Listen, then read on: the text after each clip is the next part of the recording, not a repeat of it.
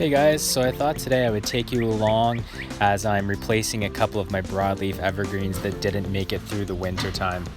So we're going to be planting a euonymus bush, and we're also going to be planting a rhododendron. It's also marked azalea.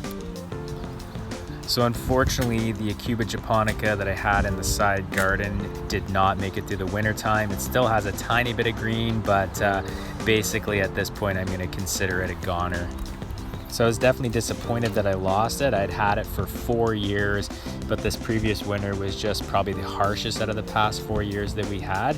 And the Cuba japonica really is not meant for zone 5. You may get it through a few winters, but you get smacked with the winter we had last year, and it's definitely going to be a goner. So one of the reasons I chose the euonymus is that it has very similar color, and it's also much hardier. It's definitely meant for zone 5, and I think it'll do well in this space here. So that's what we're going to go with.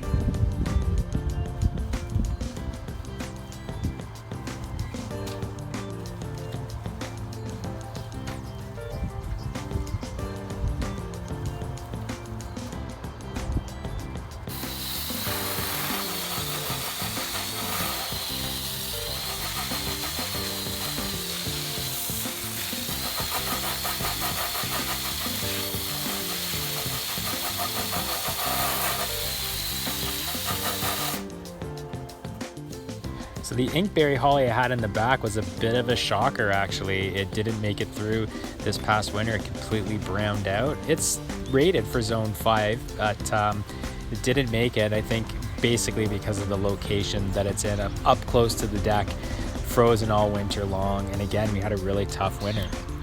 So I'm placing it with this rhododendron marked also azalea that I got at Home Depot. It was actually $27. It has really big leaves on it. It almost looks like Edith Bogue leaves.